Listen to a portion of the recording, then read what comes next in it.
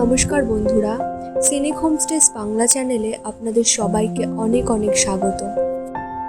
ঝান্ডিকে বিদায় জানিয়ে আমি এখন এসেছি গরুবাথানের কাছে অবস্থিত নিমবাস্তিতে।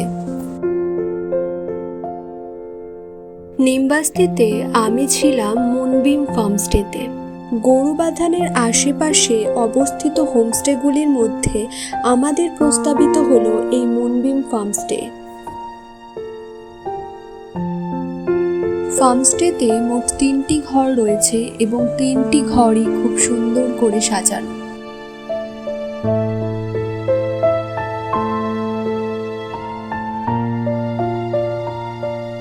গরুবাথান থেকে মাত্র 10 কিলোমিটার দূরত্বে অবস্থিত এই হোমস্টেটির লোকেশন অপূর্ব সুন্দর।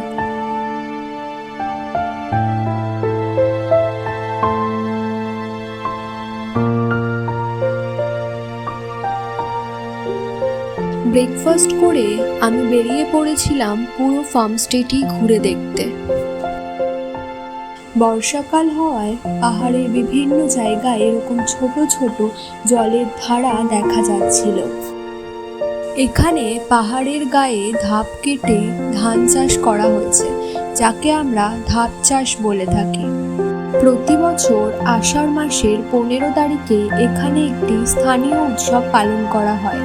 এই উৎসবে আপনারা স্থানীয় কৃষকদের সাথে মাঠে ধানের বীজ বপনের আনন্দ উপভোগ করতে পারবেন।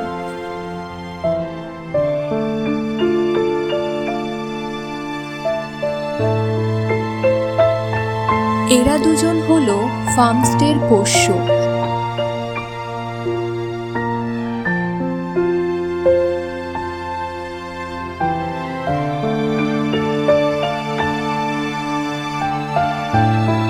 চা বাগান এবং পাহাড়ের সৌন্দর্য মুগ্ধ করবে আপনাদের।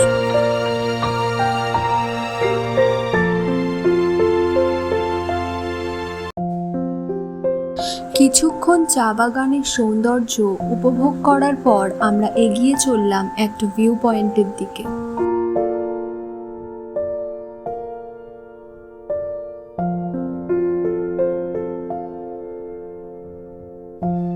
পাহাড়ের মধ্যে উঁচু নিচু রাস্তা, চা বাগান এবং তার মাঝে মাঝে দেখা যাচ্ছে কিছু বসত বাড়ি।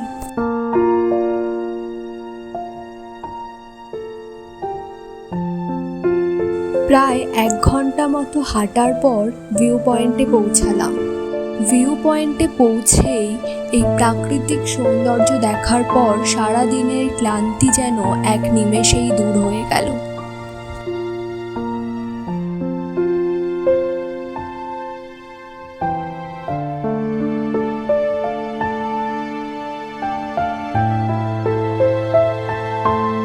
এরপর বিকালের দিকে ফার্মস্টেতে ফিরে গরম চা সহযোগে এই মনোরম পরিবেশ উপভোগ করতে থাকলাম।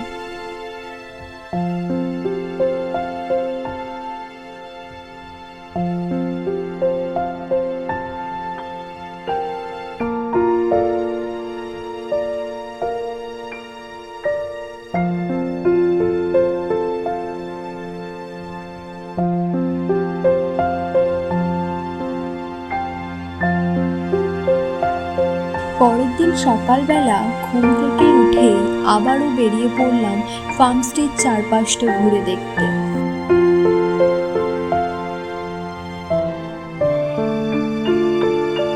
এখান থেকে আপনারা গরুবাথান, ঝান্ডি, লাভা, সামাবিয়ং টি গার্ডেন প্রভৃতি জায়গাগুলি ঘুরে দেখতে পারবেন।